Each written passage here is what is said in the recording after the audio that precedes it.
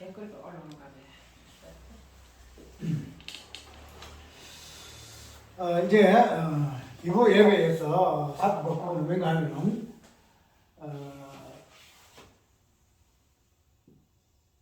32절의 그 내용을 가지고 한번 살펴볼 거예요. 그 다음 이 부분을 말라기 3장에서 나오는데, 우리 아까 성령으로 기도 응답이 성령으로 반응한다 이렇게 이야기를 했죠. 그 부분들이 오늘 누가복음 11장에 기도에서 성령을 주실 것다 하는 그 약속의 그 부분들을 오늘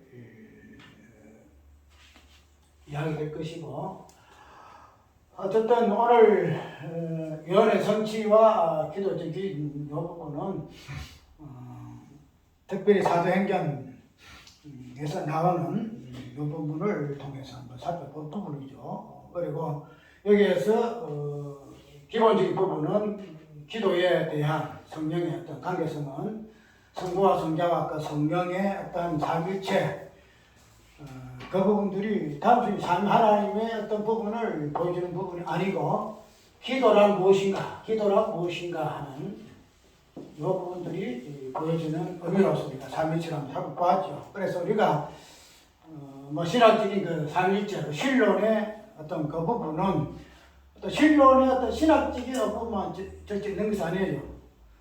우리가 하늘에서 내려온 모든 것, 성경 그리 얘기하죠. 하늘에서 내려온 모든 것, 이거 태양이랄 것 같으면 태양이 밑에 뚫고 내려와서 그리움을 통과하게 되면은 8가지, 7가지 무지의 색깔로 나뉘지잖아요.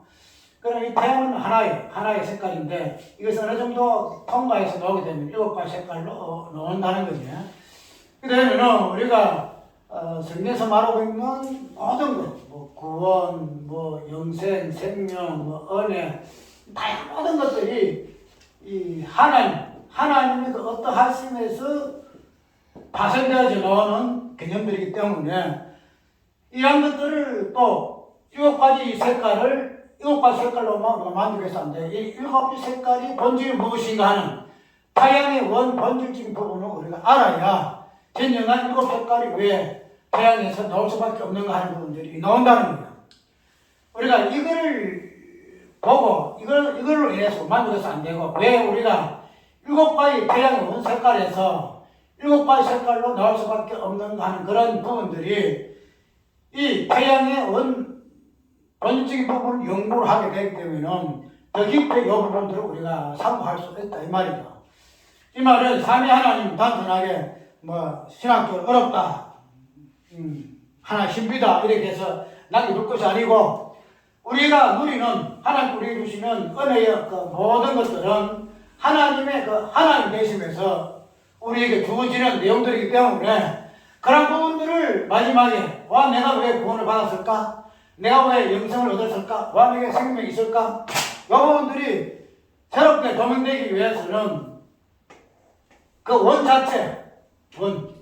자체에 우리가 돌아가야 정확하게 해석을 해낼 수 있는데 이 부분에서 우리가 이때까지는 잘 안 했어요. 왜냐하면 창세 후의 내용이기 때문에. 그래서 죄라는 개념도 창세 전에 생각이 까먹는 걸로 죄를 이야기하잖아요.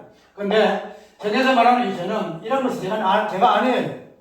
창세 후에 원죄에서의 하나님의 어떠하심이 그 죄의 모습에서 이 부분이 돌아오게 되게 되면은 우리가 알고 있는 이 죄의 개념이 완전히 달라져 버려요.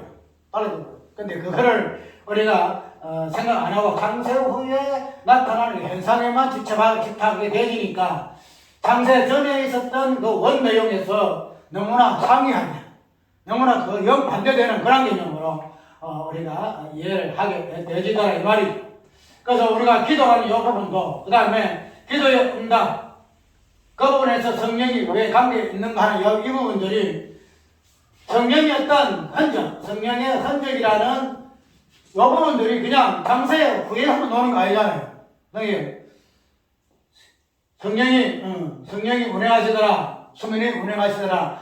이 부분들이 이제 창세 후에 어떤 흔적에서 처음 출발하는데 이 성령이라는 이 개념은 성부와 성자, 성령 하나님의 어떠하심에서부터 이제 보여지는 부분이기 때문에 그런 부분 부분에서 기도가 왜 성령 하나님의 성령 이런 하나님의 어떤 부분과 연결되어지게 되면은 단순히 이 기도가 우리의 일상에서 이렇게 해주세요 저렇게 해주세요 하는 이런 기도가 아니더라는 말이죠. 그런 어떤 기도의 본질이 주기도문에서 나타나고 있으나 이 주기도문도 뭐예요? 창세 후에 어떤 현상이에요. 창세 후에 예수를 이 땅에 오셔서 기도로 가르쳤다 이 말이죠. 그래서 그 내용도 하늘에 계신 우리 아버지께서 마지막에 이사옵나이 하는 이 부분들이 창세 후에 예수님께서 가르친 그 내용에 있으나 그러나 이 주기도문의 원 내용의 어떤 의미는 성부와 성자 성령 하나님의 어떠한 그 하나님의 하나님 되심에서 차지한다는 거죠. 하나님께서 그렇게 되게 되면은 우리가 아까 말한 대로 성령의 어떤 그 반응에 기도에 대한 응답에서의 성령의 움직임 운행하심은 그 자체의 출발은 성부와 성령 성부와 성자 성령 하나님의 어떠하면서 그걸 유해해야 한다 하는 거예요. 그렇게 되면은 성부와 성자의 그 관계성이 기도의 개념이다. 기도의 개념. 그래 이런 식으로 이야기하게 되면은 어떤 목사님이 신지식이라 이렇게 이야기를 해요. 신지식을 이야기를 하니까 그거 새로운 지식이다 해가지고 그래서 교만 나가고 나가고 이렇게 이야기를 한다는 거예요. 일반적인 그런 아는 지식은 보편적 지식이잖아요. 새로운 지식이 아니잖아. 그래서 니도 알고 내도 아는 지식 때문에 여기서 내가 안다 해서 나는 교만하다 말할 이유가 없다는 거지. 그런데 새로운 지식, 이때까지 알게 하지 못하는 여러 부분에서 이야기하게 되면은 다른 사람이 모른다는 거지. 그러면은 니만 아느냐 하니까 교만이라는 말을 넣을 수밖에 없다는 게 충분히 이해를 해요. 그런데 우리가 이 신지식이라는 이 개념, 나도 신지식이라는 말을 쓸 때 좀 말이 무슨 의미인가 내가 선뜻 감이 안 오더라고요. 그런데 내가 사용하고 있는 어떤 내용들이 그런 부분에서 제가 내가 하는 거 있잖아요. 입격부이라고 입격부. 이거는 누가 쓰는 사람 없어요. 솔직하게. 이건 입격부이라는 요 자체. 그냥 구원이에요. 입격이라는 것은 어떻게 해요? 성부와 성자 성령 하나님의 어떤 모습에서 입격이잖아요. 삼위일체하나. 그 입격인데 그런 입격에서의 어떤 모습이 우리가 구원의 어떤 부분에서 사용할 수 있는 개념이기 때문에 입격 구원이라는 말을 썼다는 거죠. 근데 이게 생소하다는 거야. 생소한 것이었기 때문에 이런 부분을 이야기되면은 신지식이다. 그렇게 이야기하는 나도 충분히 이해를 하는데, 근데 그렇게 한다 해가지고 그것이 교만이라는 이거 아니거든요. 왜냐 하면은 우리 어떤 지식이라는 것은 전면적이거든. 모두 전면적이잖아. 항상 앞 나간다는 거지. 우리가 그걸 가지고 뭐라 하나 진화라는 용어를 쓰잖아요. 진화라고 하는데 그 지식도 마찬가지예요. 근데 그런 데서 우리가 보편적인 지식 뛰어넘는 그런 부분을 이야기한다 해서 그것이 잘못됐다, 교만하다 그런 말하기 전에 과연 그러한다는 부분을 살펴보게 되지니 바람직한 태도다 하면서 내가 이야기하고 싶다는 거죠.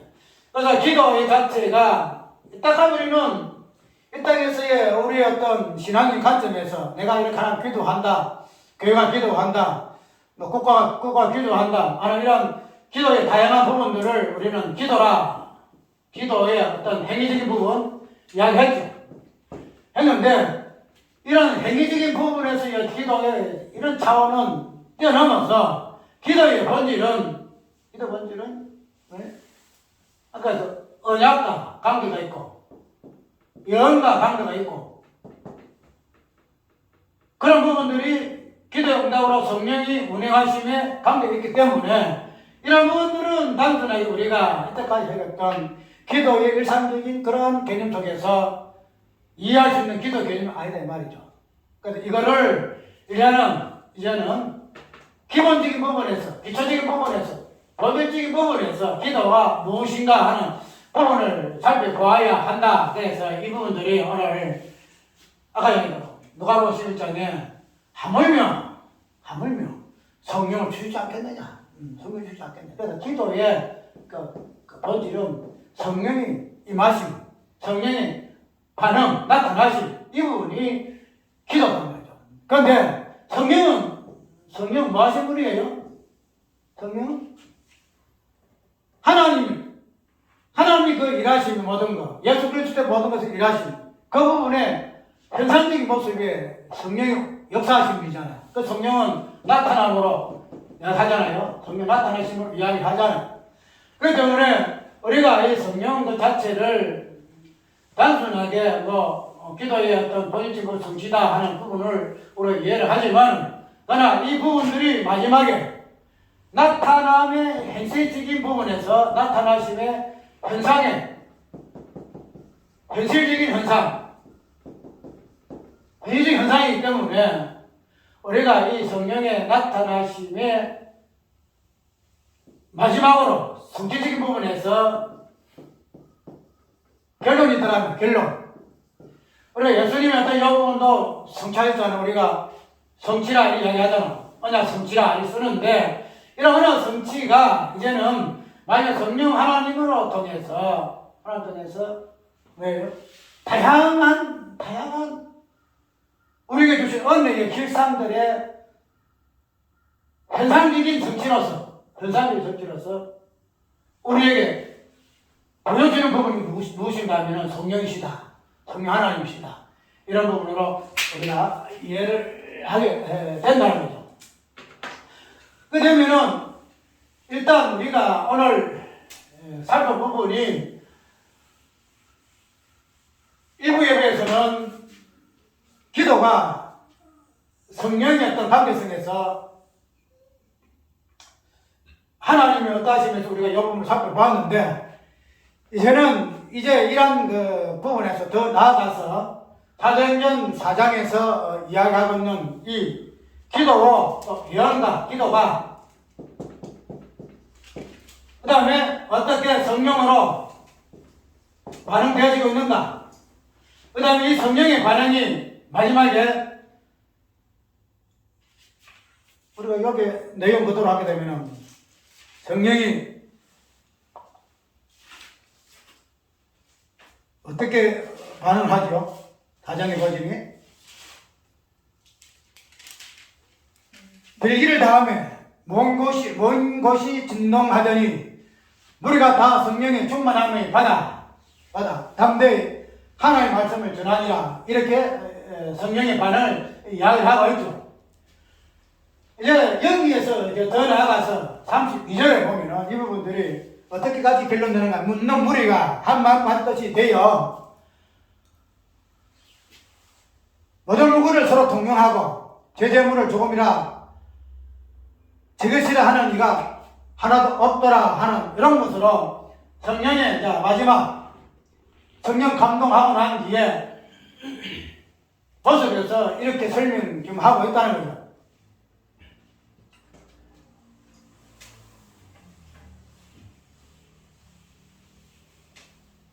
아까 연계도로 이 사도들의 그 기도, 전에 옛날 우리가 다른 교회에서 할 때는 이 기도의 내용을 사도행전 교회 할 때에, 저는 내가 사도행전 교회를 했거든요. 사도교회 행전이란 이렇게 교회 간판을 열고 할 때에 이 사도들의 기도를 꼭 기도하기 전에 암송을 했어요. 왜냐하면 주여 이제도 저희의 이해방을 하감하옵시고 또 종들 하여금 담대 하나님 말씀을 전하게 주옵시며 손을 내미는 병을 낫게 하옵시고 포석같이 서갑 간중 예수 이름 이루어지게 하옵소서. 이것이 이제 초대교회의 기도의 내용이고, 특별히 사도행전 교회의 이름을 달고 있는 우리 교회에서도 초대교회의 기도의 내용은 우리의 교회의 기도가 되어야 할 것이다 해서 이 부분을 꼭 기도의 시작, 예배를 시작할 때에 교회 기도로서 우리가 암송을 하고 했던 그런 그게 있었어요. 그럼 우리가 이 부분을 한번 이제 본문에서 나오는 기도의 내용이기 때문에 한번 살펴보자고요. 아까 이야기한 대로 사도들의 어떤 그 기도 내용은 이스라엘 백성들이 이방인들과 그 다음에 유대인들이 위협하잖아요. 다시는 이 예수 이름으로 복음 전하지 마라. 그래서 감옥에 가두기도 하고 때리기도 하고 그래 한다는 거예요. 그래서 이러한 위협함을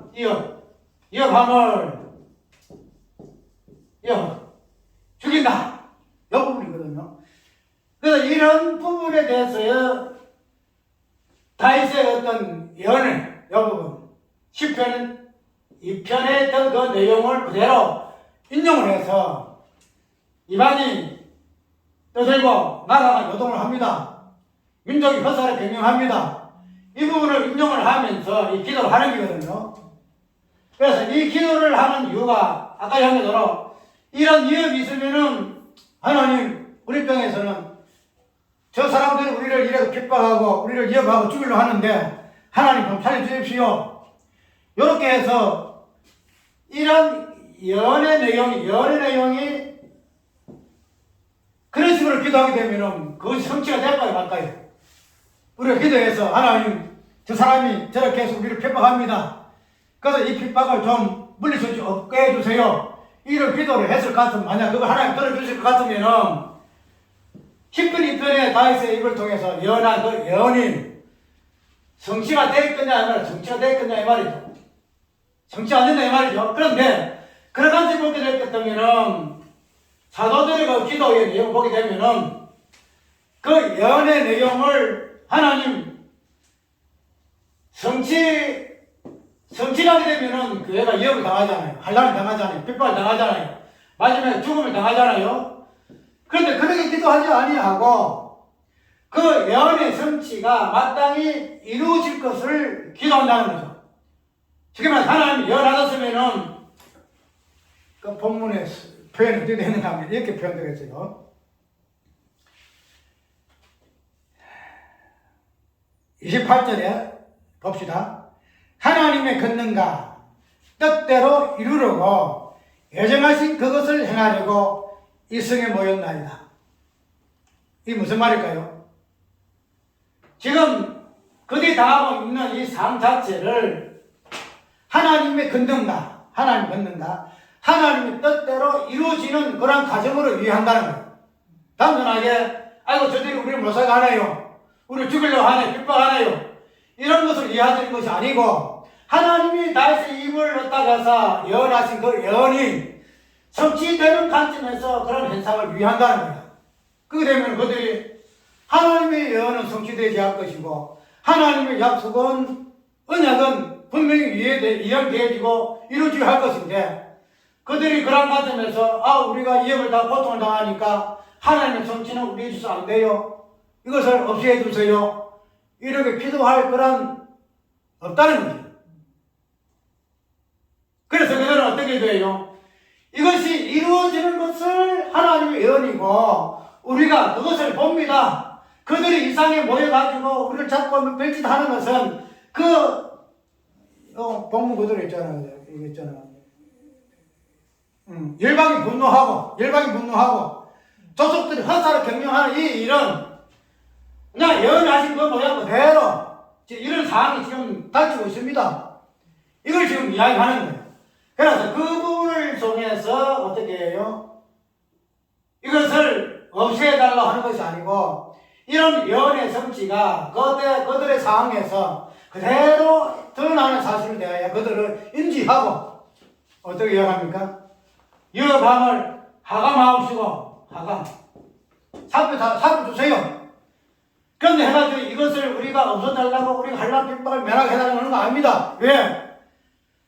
당신이 예언을 하셨기 때문에 그 부분을 언급하셨기 때문에 그거는 성취를 해야 할 것인데 그렇게 하기 위해서 우리가 이것을 없애달라고 기도만 합니다. 그래서 우리는 위협함을 하감하옵시고 라고 기도할 수밖에 없음을 우리는 이해할 수 있다는 겁니다. 그 다음에 또 뭐예요? 종들로 하여금 담대히 하나님 말씀을 전하게 하여 주옵시며 이 뭐죠? 담대히 하나님 말씀. 우리 기도 내용이 첫 번째는 하감, 두 번째는 담대히, 그 다음에 세 번째는 뭐예요? 세 번째는 손을 내밀어 병을 낫게 하시고 병 낫게. 그 다음에 왜? 포착한 기사가 예수 이름. 이 네 가지로 나뉘어요. 그 기도 내용 보게 되면은. 근데 우리가 아까 이야기대로 기도는 예언의 성취라 그랬죠. 이 부분에 대해서 기도 내용이 이렇게 나오는데, 이 기도의 내용을 쭉 보게 되게 되면은,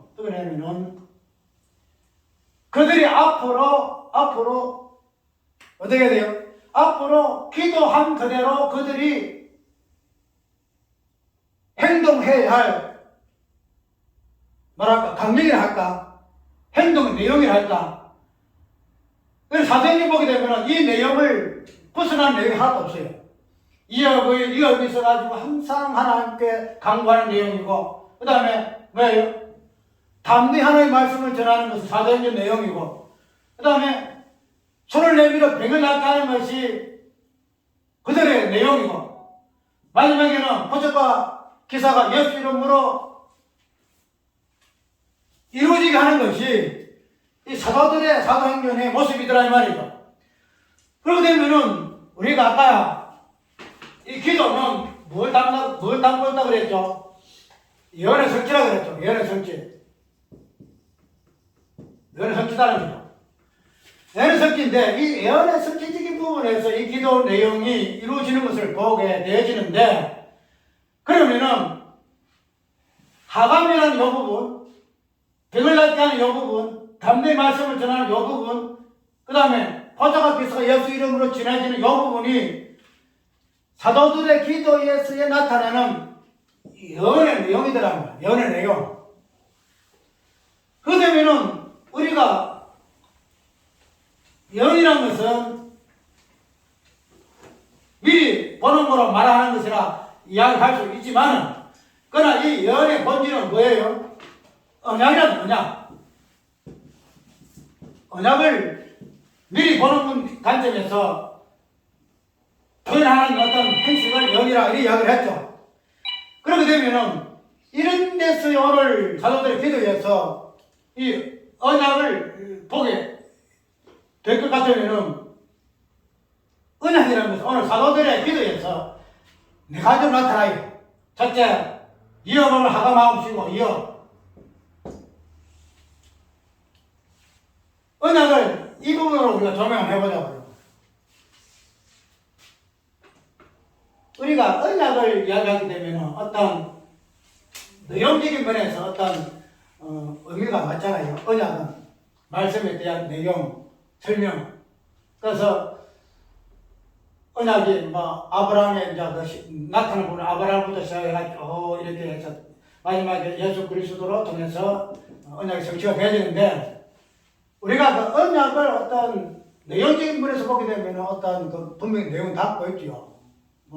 성경에서부터 마지막에는 통찰하는 요 부분들이 언약의 내용이고, 그 부분이 사건하나 싶다고 구하는데, 근데 그런 언약을 인격적인 그 실존으로 보게 되게 되면은, 나 저번에 실존 다주 내가 언급하잖아. 실존. 모든 것은 실체적인 요 부분을 통해서 우리가 이해해야 한다 이랬는데, 언약이라는 요 부분에 실존을 보면은 예수 그리스도시다. 예수 그리스도시면은 아까 기도 속에서 우리가 언약을 이해하고 예언을 이해한다 할까 되면은, 기도에서 나오는 첫 번째 그 이업이라는 요 부분은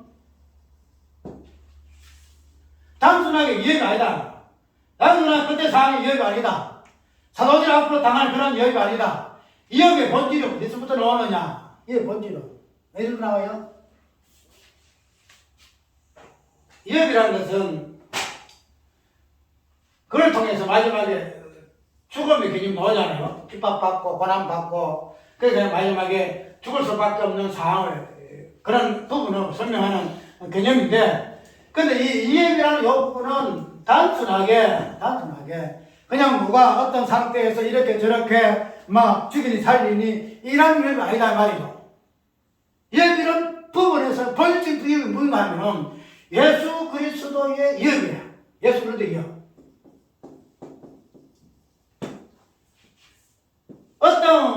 속에 상황 속에서 때와 장소 따라 상황에 따라서 이렇게 저렇게 있을 수도 있고 없을 수도 있는 그런 위협이 아니단 말이에요. 이 예수님의 위협은 이거는 누가 없애한다고 없어지는 것도 아니고 기도한다 해가지고 없어지는 것도 아니고 뭐 자주마다 피한다고 없어지는 것도 아니야. 위협 자체는 다른 말로 하면 고난. 예수 그리스도에 대한 그 위협은 예수님의 실존 자체에 무관하지 않다는 거야. 예수님의 고난은 예수님의 사람 되심, 하나님의 그 사람 되심에 우리가 예수님의 고난을 보잖아요. 이 땅에 사람의 몸을 입고 태어난 그런 모습 속에서 우리는 고난을 볼 수가 있고 십자가를 볼 수가 있고 그런 의미에서 이 위협의 의미를 우리가 이해한다는 거예요. 그래서 예수님의 어떤 모습 속에서 위협은 예수님의 본질 자체야. 고난 자체야. 그러면 이 위협은 하나님의 어떤 예정 속에서 하나님의 어떤 작전 속에서 하나님의 섭리 속에서 어떤 언약의 본질을 이루는 그러한 개념이 위협이다 이 말이죠.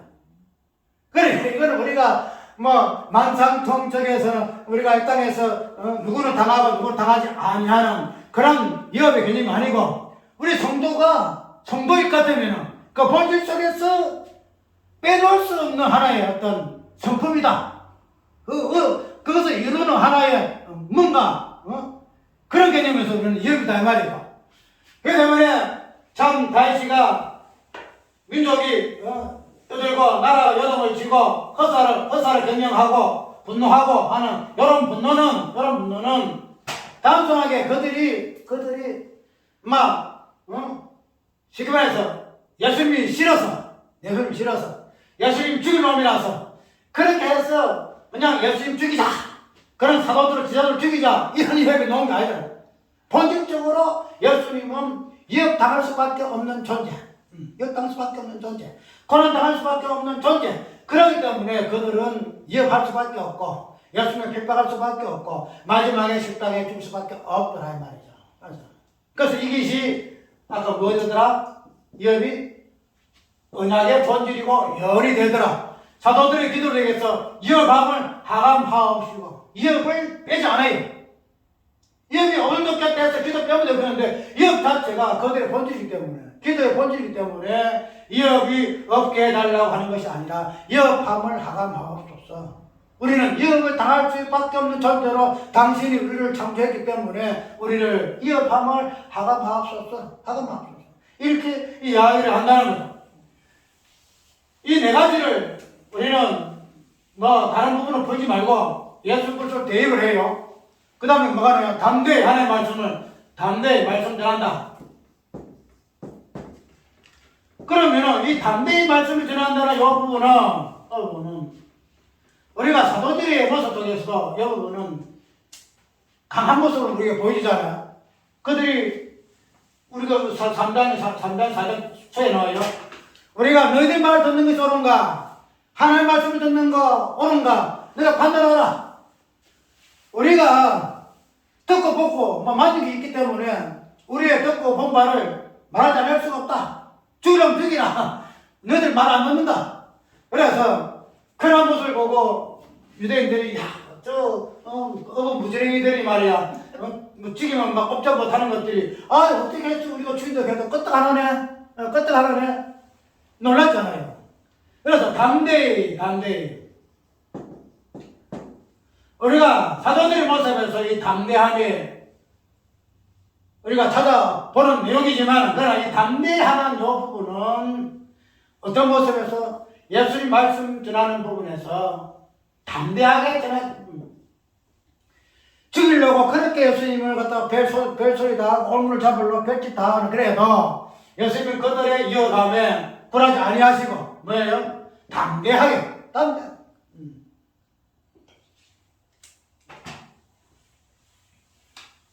개혁주의에서 이야기하는 중에 무엇이 있는가 하면 소통, 그 다음에 주장, 요 부분이 나왔어요. 주장. 너는 그 이야기하게 되면은 주장을 굉장히 강하게 해요. 주장은. 그런데 선이라는 전에 했던 카페에 했던 사람이 뭘 이야기하는가 하면은 우리가 그 내가 까오가 잘못했네. 의미를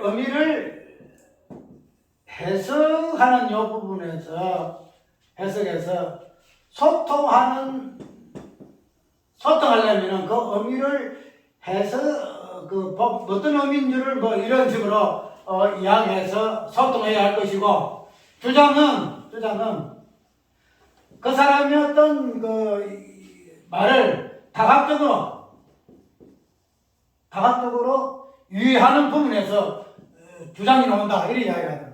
무슨 말이냐면 의미를 그 사람이 의미하는 바가 무엇인가 하는 부분을 잘 살피게 되면은 뭐가 된다? 소통이 가능하나?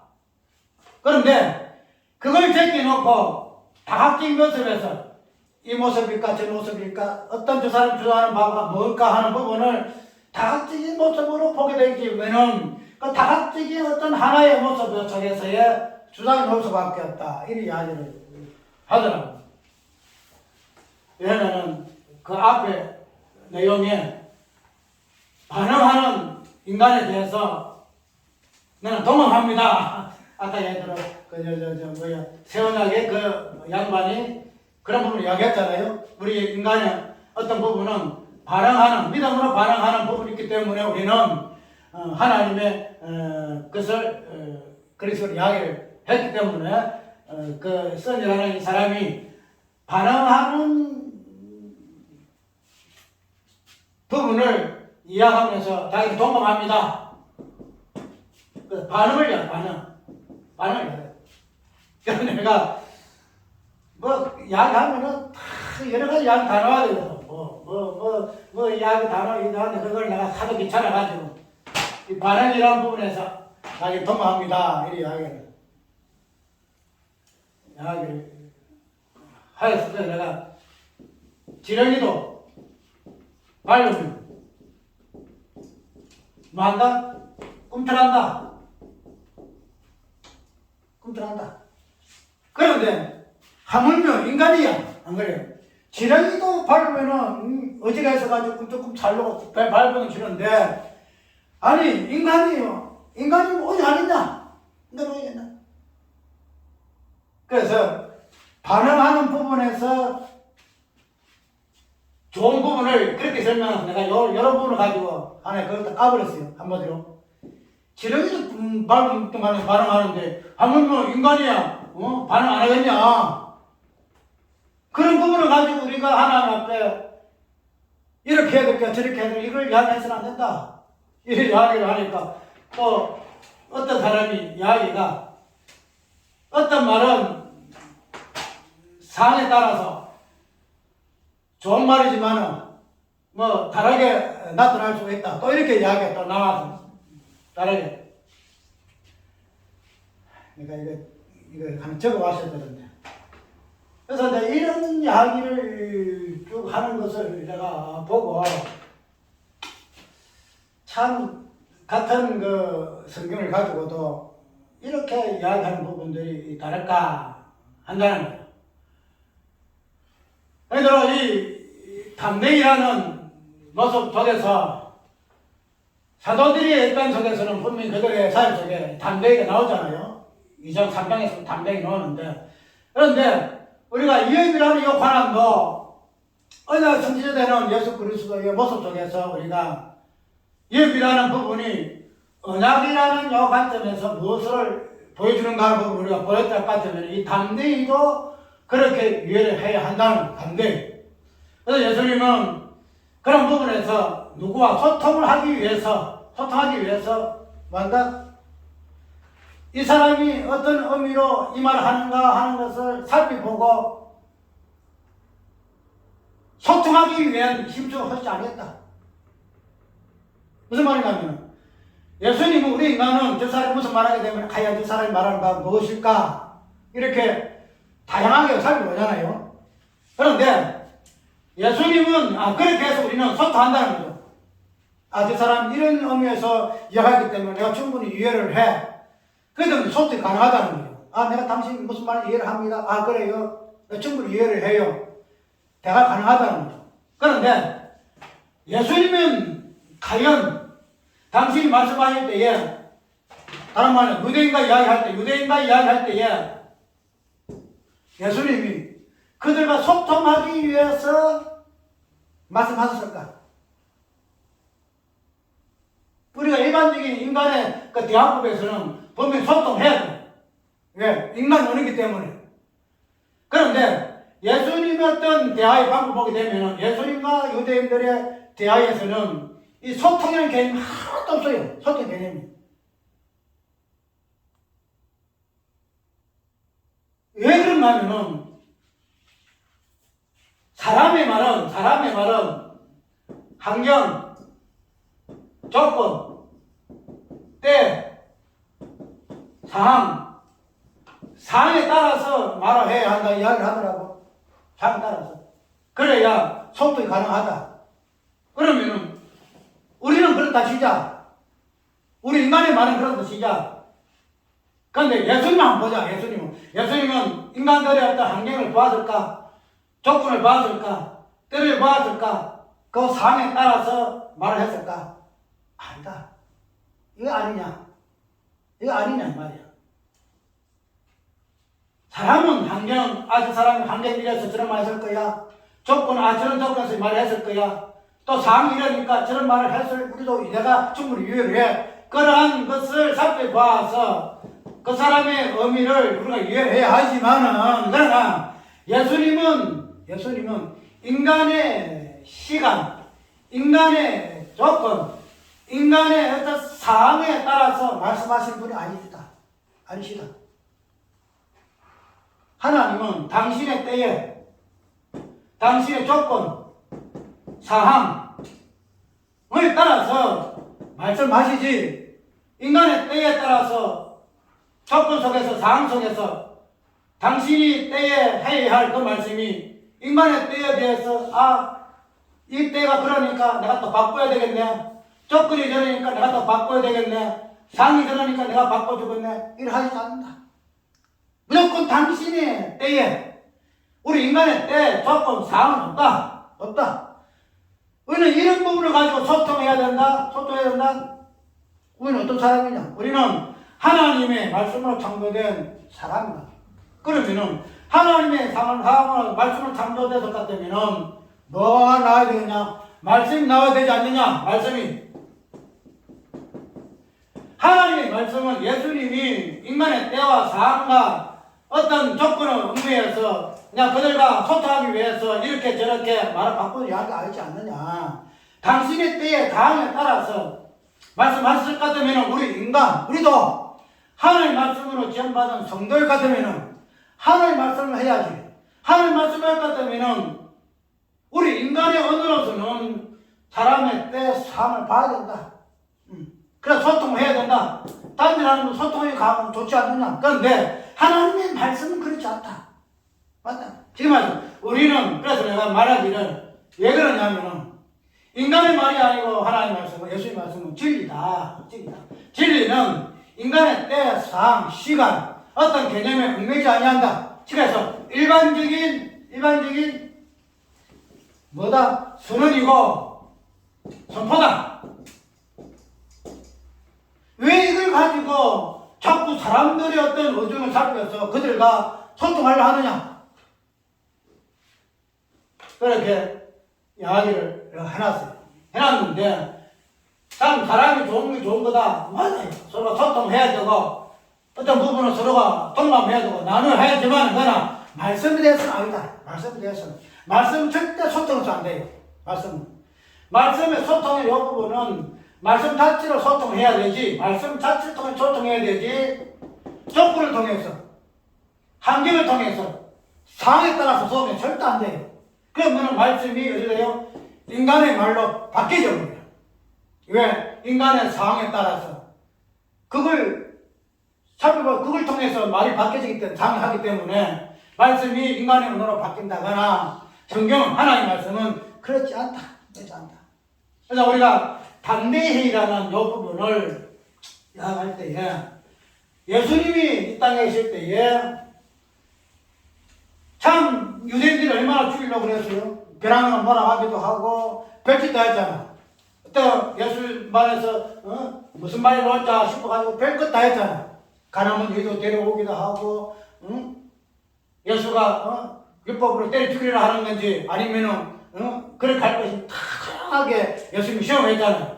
근데 그런 부분에서 예수님은 줄을 끌지 아니하고 그들과 소통하거래. 그럼 내가 이렇게 이야기해야 그걸 되겠느냐?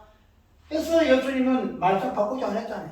그래서 내가 결론적으로 사람과 때의 말씀이 주실 것 같으면은 서보겠냐요? 여인의 입장에서 예수님께서 무슨 말을 말씀하느냐? 걔는 상에서 떨어지는 부스러기 뭐한다? 웃는다. 예수님 그런 말씀하셨다. 여인이 이야기를 했지만은 그거 아니야. 니는 걔가 아니야. 이게 아니잖아요. 여인이 주인의 떡을 달라 할 때에 떡은 없어. 부스러기밖에 없어. 왜? 너는 그야. 그걸 여인이면서 고백했지만 예수님이 아이한 거 아니잖아. 맞아. 그 말이 맞다. 그 예수님 하신 말이야.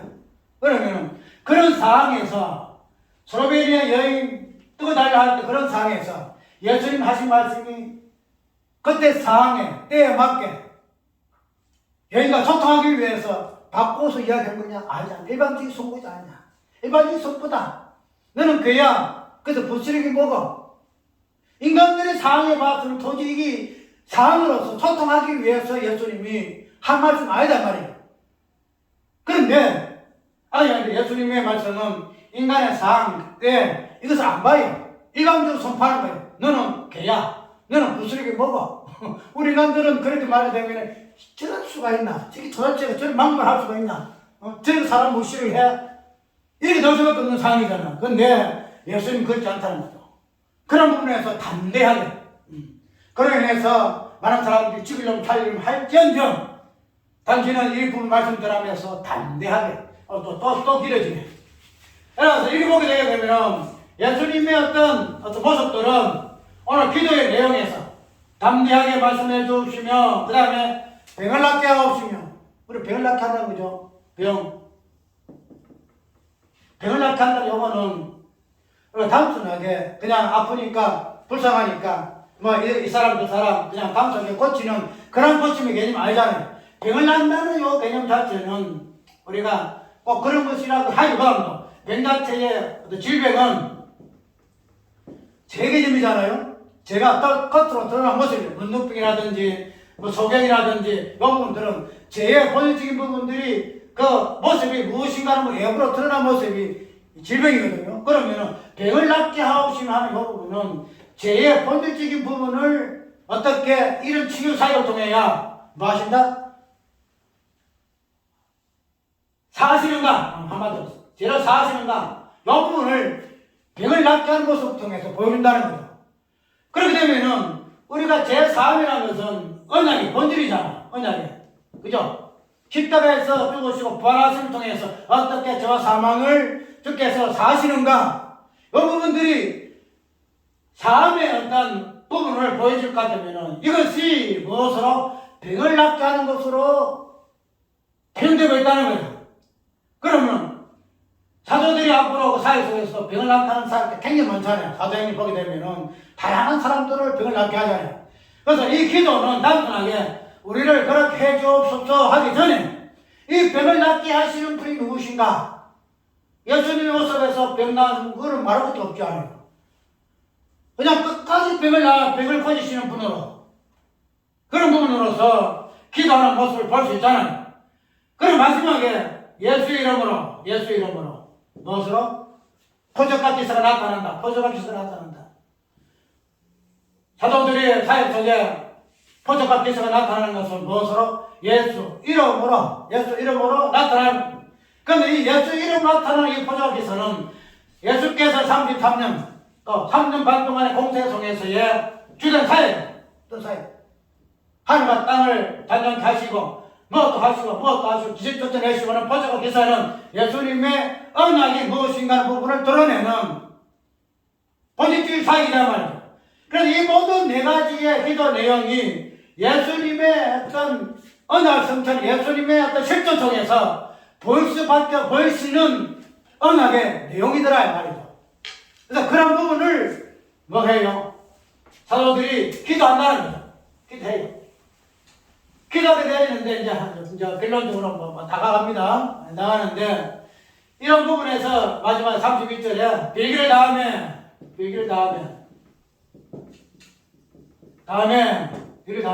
뭐 한다? 여기 보니까 진동하더니 성령이 모인 곳이 진동하더니 물에 다 성령이 충만하야 만다? 말씀을 담대히 전하라. 말씀 전한다. 우리가 예수님의 사역 네 가지로 오늘 기도 사역에서 도와주는데 그 중에서 보여진 부분이 뭔가 하면은 말씀 사역이잖아요. 말씀 사역. 말씀 되시는 예수 그리스도께서 이 땅에 오셔서 말씀 되시는 하나님의 어떤 부분을 그 다음에 말씀되는 자신의 어떤 존재 속에서 당신이 어떻게 하나님 일을 하시는가 그 부분들이 말씀을 전함으로 말미암아 당신이 사역하셨다는 거죠. 그러면은 성령 빌기를 다음에 성령이 땅이 진동하더니 성령이 충만하여서 그런 식으로 말씀을 담대히 전함이 아까 이야기대로 이 네 가지가 온전히 드러나게 하는 사역이다. 그만을 하고 그러면은 이제 32절에 한번 봐요. 32절에 보게 되시면은 이런 유무상통의 내용이 빌기를 다음에 32절에 믿는 무리가 한 마음 한 뜻이 되어 모든 물건을 서로 통념하고 제재물을 조금이라도 적으시라 하는 이가 하나도 없더라. 이 나오잖아요. 이 부분이 우리가 사도행 1장에 나옵니까? 2장에 나옵니까? 2장에 나오게 되면은 그 말씀 속에서도 어떻게 표현되고 있어요?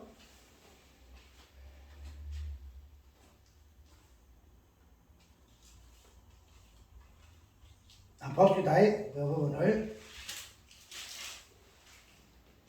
2장에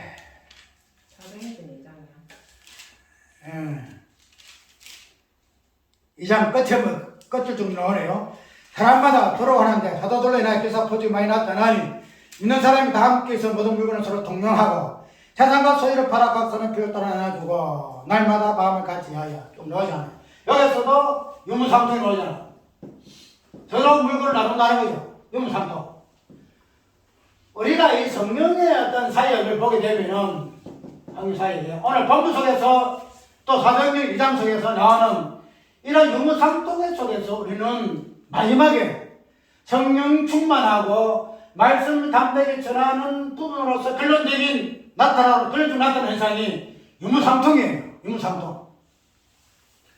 유무상통이라는 이 부분은 단순하게 우리가 그냥 말씀을 나눠주고 서로가 떡을 떼기도 하고 내가 서로 나눠주고 하는 그런 것은 유무상통이 아니고 유무상통이라는 이 부분의 어떤 언적인 부분을 아까 말라기 4장 3장이었죠.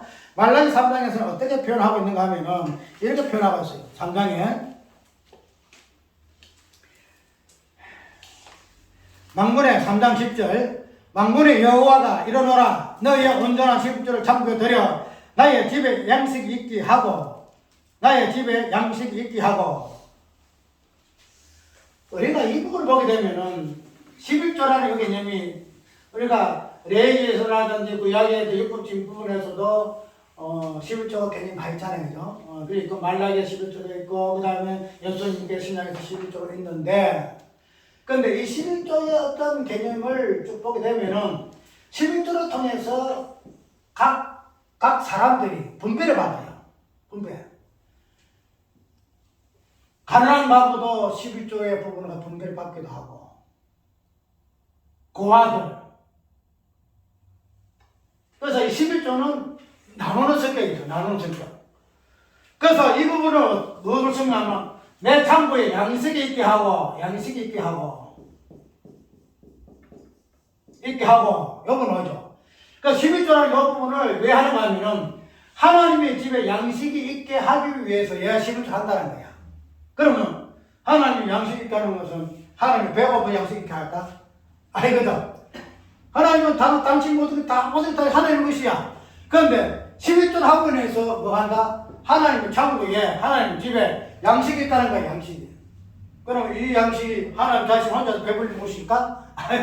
이 양식은 양식 없는 자에게, 양식 없는 자에게 나누어주는 거야. 나누어주는 거야. 그래서 이 나눔이라는 요 부분이 저번에 고린도전서 어디에서 나왔죠? 거기서 연보의 개념 나왔죠? 연보의 개념. 연보의 개념. 연보는 뭐 때문에요? 서로 어려우니까 이 교회가 어렵고 저 교회가 어렵고 이 사람이 어렵고 저 사람이 어렵고 그래서 남아도는 그 헌금을 지금 양식을 나눈다는 거야. 나눈다. 그것이 11조 개념이더라. 11조 개념. 그러면 오늘 본문에서 나오는 뭐예요? 유무상통 이거 내가 얻고 이 장에서도 이 부분이 나오잖아. 기도를 통해서 마지막에 성령이 내려오셔서 역사하시는 말이면 결과가 유무상통이라. 지금 말해 11조의 어떤 여부분이 정치적 부분을 저번에 이야기했잖아. 11조다. 그러면 오늘 2차 여부분에서도 분명히 기도의 어떤 사역을 통해서 성령이 충만하여 말씀을 담대하게 전하였는데 그런 결과로 어떻게 돼요? 교회가 유무상통이 되더라. 유무상통이 되더라. 우리가 이 11조라는 것은 어떤 구약의 관점에서 율법의 성격적인 부분도 봐야 되지만은 그러나 11조는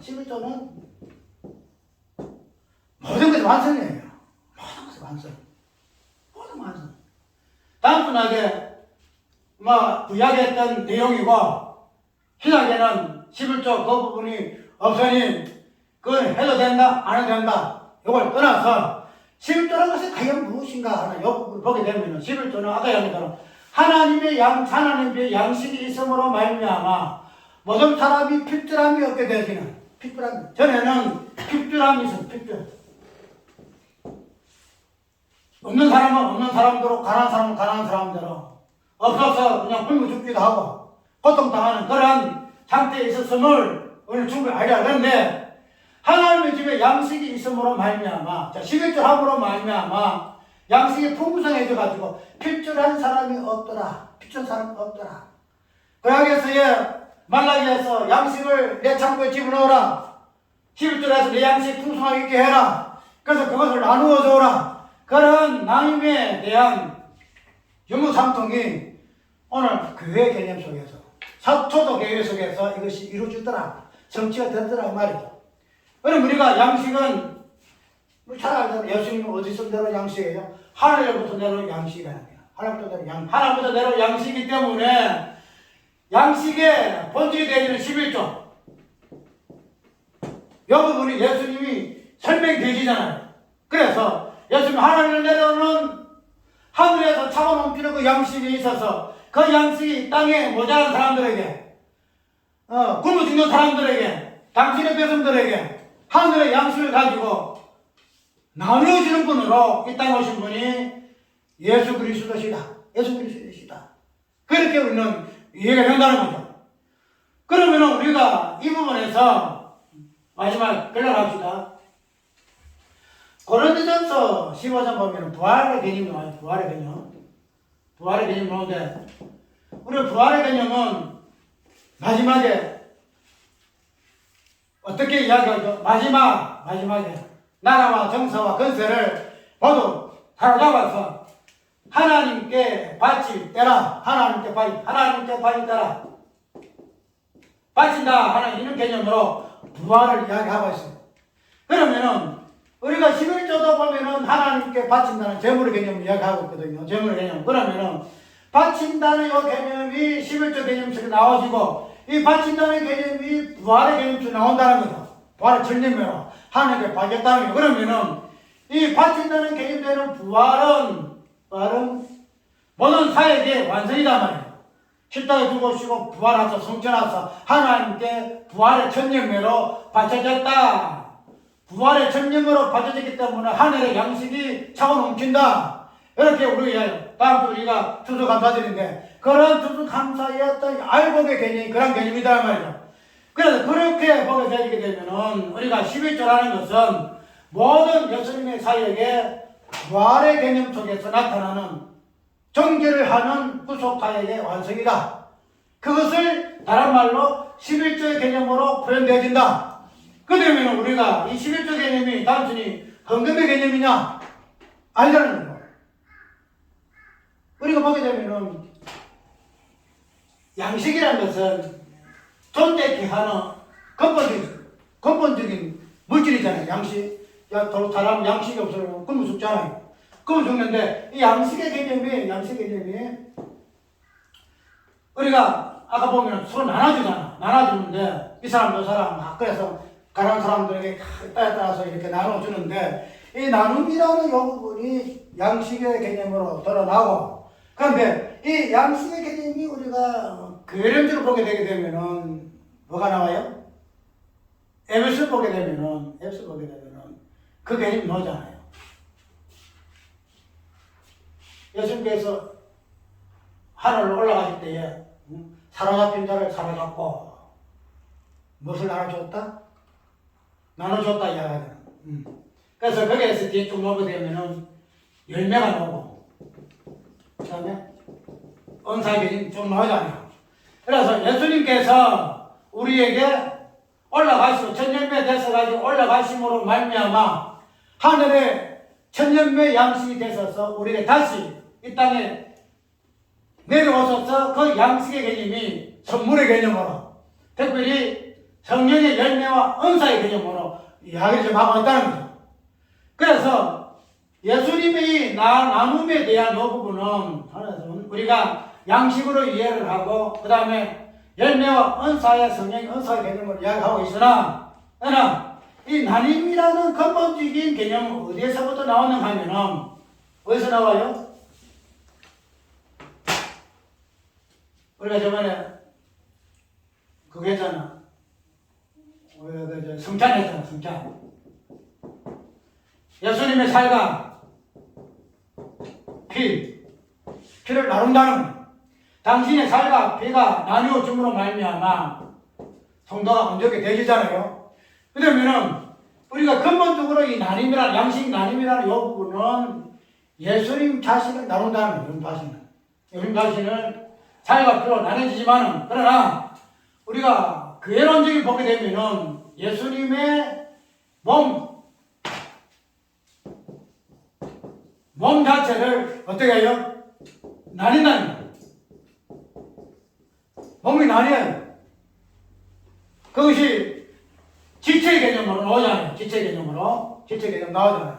너는 눈이 되거라, 너는 코가 되거라, 너는 입이 되거라, 너는 귀가 되거라, 발이 되거라. 지체로 나눠요. 그 지체 나누는데 이 지체는 무엇의 나눔이에요? 예수 그리스도의 몸의 나눔이더라. 몸 나눔이더라.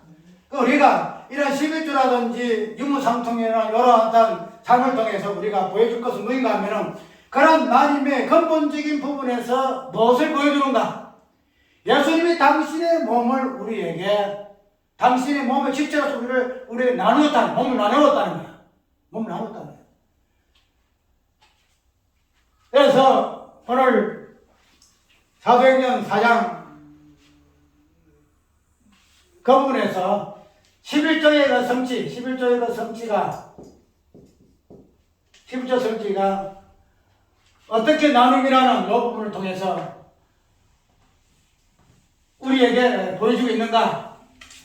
단순히 유무상통의 개념이 아니고 뭐 돈이 많고 적음, 재물 많고 적음 이걸 나누고 어쩌면 그런 부분이 아니고 그런 부분은 근본적으로 예수 그리스도의 그 지체가 우리가 어떻게 나눔이 되어져서 우리가 그리스도의 몸을 이루었는가 하는 그런 근본적인 구속 사역의 본질을 우리에게 보여주는 개념인데 그러한 것들이 우리는 지체이기 때문에 나눌 수밖에 없는 존재다. 지체가 아니면 나눌 수가 없죠. 왜? 지체는 아까 말한 몸이라는 거 간섭 보게 되면 서로 연관되기 때문에 나뉜다는 것 자체가 지체의 개념을 설명하는 거예요. 내가 왜 나누느냐? 나는 지체, 내는 손이 아니냐? 내가 손이니까 너 발한테 나누어줘야지. 이게 지금 설정된다는 거지. 그럼 우리가 간단하게 유무상통이야. 그 자체를 솔직으로 유무상통 어렵잖아요. 자본주의 사회에서 자기의 노력에 따라서 자기의 어떤 능력에 따라서 돈 많이 버는 건 자기의 능력이야. 그게 자본주의야. 그게 민주주의야. 그런데 그런 것들이 없이 그냥 뭐 입기 내거 이래가지고 유무상통 자체가 굉장히 힘들어요. 그래서 이런 부분을 설명하다 우리가 어렵지만은 이거 다 감당이 안 되지만은 그러나 이렇게 감당하지 못하는 부분을 보고 우리가 우리의 재성, 그래 하지 못하는 재성을 우리가 발견해야 된다. 이런 식으로 어무버려요. 근데 그런 유무상통의 물질적인 부분으로서의 유무상통이 아니고 이런 것들이 현상적으로 우리의 삶 속에서 우리 물질관 속에서 나타날 수밖에 없는 유무상통 개념이 어디서부터 초월되느냐? 예수 그리스도의 몸의 지체를 당신이 나누줌으로 말미암아 이게 서로 연관되어서 서로 나누줌으로 말미암아 지체가 형성할 지체가 될 수밖에 없고 그 지체를 통해서 몸이 형성할 수밖에 없는 본질 부분을 설명해야 한다. 그렇게 하게 되면은 우리가 뭐 이것을 인간의 뭐 서로 다 못하지만 적당히 그냥 어떻게 또 우리가 다 할 수가 있어. 그냥 한 20%만 2%만 하면 되지. 그런 이야기해서 하게 된다 아닙니다. 우리가 그걸 떠나서 근본적으로 우리는 나눌 수밖에 없는 존재는 왜 난 존재인가? 왜 11조를 통해가지고 양식이 되었으며 이 양식이 왜 각 사람에게 풀렸다 나눠줄 수밖에 없게 되었으며 그 부분이 예수 그리스도의 지체로서 그 사이에서 우리가 그 지체를 우리가 받아서 그래서 몸이 되었는가? 그런 부분에서 현재적인 생활 속에서는 우리가 상황에 따라서 나눌 수밖에 없는 지체의 관계 속에 우리가 있는가? 그것이 교회라는 사실. 이 부분을 우리가 이야기를 해야 한다는 거죠. 이렇게 되면 우리는 오늘 성령의 기도를 통해 성령이 오셔서 이런 현상이 유발한다는 거예요. 맞죠? 이거는 성령 오시면 가능하잖아요. 사도행전 2장에서 성령이 오셔가지고 서로가 힘을 같이 나누었고 또 4장에서도 또 기도와 성령이 오셔가지고 이런 현상이 일어났고 그러니까 우리가 이 성령의 기도와 성령의 발함으로 나타난 방문을 말미암아 우리가 이런 상황이 발생하는 것은 아까 얘기대로 기본으로 들어가야 돼요. 기본이 이제 많이 근론이에요. 기본 들어가요. 이거는 우리가 창세 후에 나타난 현상들이에요. 이런 것들 통해 우리가 충분히 이해를 돼요. 그런데 아까 얘기대로 이 나눔이라는 것은 근본적으로 하나님께 돌아가야 돼요. 하나님께. 나눔은 어디서 나오죠? 육결에서 나오지. 육결에서 나오잖아. 성부가 아들로 하나님께 다시 하시는 나눔. 육결에서 나온다는 거죠. 그러니까 이 삼위일체 이 부분이 11조. 아까 말한 우리에게 있던 모든 내용들은 하나님의 어떠하심으로 설명받아야 돼요. 그런 부분에서 안 보게 되면은 뒤에 나타나는 현상적인 이 부분을 보게 되면은 우리의 어떤 개념은 실존의 개념이기 때문에 실존은 두 가지 나뉘거든요. 이성의 실존과 그 다음 마음속의 실존이다. 이게 나뉘어져요. 그러면 우리는 이때까지는 우리는 이성의 실존을 이야기하잖아요. 근데 우리 성도라는 것은 우리 김영래 목사님의 그 속에 자주 안 들어가는데 한 번씩 내가 그걸 던지는데 어떤 내용을 하면 했느냐면 성도의 의상에서 어떻게 해서 복음으로 믹스하여 마시니 어떻게 한다? 내 귀에는 세미한 음성이요. 내 입에는 예수 그리스도의 향기로다. 이거 올려놨어. 올려놨지만은 이제 거기에서 활동하는 사람들은 그래도 복음 아는 사람들이거든요. 거기에서 마신다는 요 개념과 마셔서 세미한 음성이라든가 또 입속에 달콤한 그리스도 향기를 느끼는 그 자체가 내가 아니냐, 내가 아니냐, 내가, 나다. 그래서 거기서는 무엇을 정지하는 하면은 내 있음을 정지하는 거예요. 내 있음을 정지하는 거예요. 내가 있어서 세미한 음성으로 듣고 내가 있어서 복음의 향기로운 냄새를 맡을 것 같으면은 그 자체가 느끼고 느끼고 듣는 것 자체가 나라는 개체가 있기 때문에 그것이 그렇다면은 그것도 나다. 그것도 나다.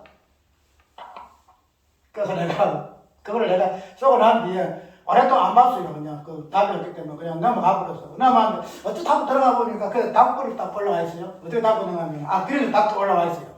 그러니까 내가 성도는 아까 이야기했던 없음으로 있음을 말하는 존재고 없음을 통해서 있음을 통해서 없음을 말하는 존재가 성도다. 그래서 성도는 없음을 통해서 죄를 드러내고 있음을 통해서 을을 드러낸다. 을을 드러낸다. 그러면 죄가 어가 뭐냐? 십자가 부활이 아니냐? 사도 바울이 뭘 자랑해서 십자가 왜 자랑 못하지 않느냐? 그 십자가 아래에는 있음과 없음 있는 십존이다. 우리가 그냥 있음 자체를 정해서 안 돼요. 있음 자체를 정해서 절대 안 돼요. 세상 사람들은 없음이 없기 때문에 있음이 정이 되지만 예수 믿는 사람들은 있음은 없음이 있기 때문에 있음을 이야기하는 부분에서 정지하면 절대 안 된다. 이거로 전망하는 거다. 그래서 이거를 목사는 있음 자체를 굉장히 싫어하거든요. 나는 그게 아니야. 나는 왜 성도가 있음을 이용해야 하느냐? 있음을 통해서 없음이 보여지기 때문에 그렇다. 우리가 부활을 이야기할 때에 부활은 무엇을 증거하냐? 십자가를 증거하고 있지 않느냐? 십자가는 무엇을 또 증거하냐? 부활을 증거하고 있지 않느냐? 그 두 가지를 같이 이야기해야 되지. 부활만 이야기해도 그 다음에 십자가만 이야기하기 위해서는 부활이 없어야 된다? 아니다. 잘못하고 있다. 네, 그렇게 합니다. 그래서 이 부분을 내가 이야기했는데 우리가 아까 설명을 이 11조 개념도 아까 기도 개념으로 예수님 하나님 어떠하심을 통해 우리 받았잖아요. 기도는 성부와 성자의 관계성을 보여주는 의미다 하는 부분을 했죠. 그래서 성령이 계신다. 성령 하나님이 옆에 계신다. 그러면은 11조도 마찬가지다. 11조도. 우리가 이 11조 자체를 이 땅에서 상세하기 위해서는 다양한 이런 모습으로 설명되어 있으나 그러나 진정한 11조의 개념은 어떤 부분으로 성부와 성자와 성령의 관계 속에서 11조를 찾아라. 11조를 찾아라. 그래서 성부와 그래서 성자의 이 관계 속에서 뭐가 발생하는가 하면 양식이 발생해요. 양식이 발생해요. 이 땅에서는 양식은 없어요. 왜? 명령하면은 생명은 하나님께 있기 때문에 생명은 무엇으로 영위되지요? 양식을 통해서 생명이 보존되잖아. 그러면은 이 땅에는 양식이 없어. 그럼 하늘에서 양식이 내려와야 돼. 그런데 그 양식은 하나님이 어떤 만들어서 양식하실까? 아니다. 당신의 본질 속에 성부와 성자의 관계를 통해서 양식이 뭐랄까? 양식을 얻으려면 알고 오려면 그거 해야 되잖아. 양식하기 위해서는 우리가 농작해야 되잖아. 씨를 뿌리고 뭘 해가지고 그걸 추수해야 되잖아요. 그래 양식이 생기잖아. 그러면은 예수님 하나님의 성부와 성자의 이 관계 속에서 이 관계가 양식 개념이에요. 양식 개념. 기도의 개념이고 양식의 개념이고 생명의 개념이고 다 이 안에 있어. 그리고 삼위일체를 우리가 그런 신학적 개념에서 삼위가 일체가 되는 굉장히 어렵다. 그런 관점 보면 절대 안 돼요. 모든 것을 설명하는 하나님 되십니다. 이걸 우리가 이해해야 됩니다. 그래서 11조 개념도 근본적으로 하나님 되심에서 복 같으면은 성부와 성자의 그 관계성이 양식에 실조되어질 것이고, 양식은 나눌 수밖에 없으니 성부 하나님이 성자 하나님으로 인격으로 날 수밖에 없다. 이거 나올 수밖에 없다. 그걸 통해서 우리는 진정한 11조 양식의 개념, 나님이라는 것이 무엇인가 하는 이 부분들이 예수님의 아들 되신가, 성부가 아들로 나뉘어지는 이 부분을 통해서 우리가 충분히 이해를 할 수 있어야 한다는 거예요. 그래서 우리는 단순하게 11조 개념을 어떤 유무상통의 개념으로 이야기보다도 그걸 떠나서 주께서 우리에게 당신의 몸을 나눠주시는 개념으로 이해해야 되고, 그 우리 원초적인 부분에서는 성부가 당신의 성부되심을 아들에게 어떻게 성자로 나눠주셨는가, 그 양식 개념이에요. 나누는 것 자체 양식 개념. 그것으로 우리가 이해를 하고, 오늘 사도행전 4장에 나오는 사도들의 그 기도가 오늘 우리의 기도에 내지는데, 그런 것들이 단순히 우리의 어떤 교회의 상에 있는 그런 기도 내용이 아니고 전체적으로 하나님의 언약, 영, 그 부분들을 기도라는 의미로 우리가 확정하는 것이고, 그 부분들이 함으로 인해서 성령이 어떻게 이 부분들을 나타내시고 이루어져 나가시는가 하는 부분으로 보여준다라고 우리는 이해하면 사도행전 4장의 그 의미가 이때까지 알고 있는 단순한 그런 개념이 아니고 성경의 문화적인 이 부분에서 어떤 의미로서 우리가 다가오는가 하는 것을 충분히 이해할 수 있을 것입니다. 찬송가 453장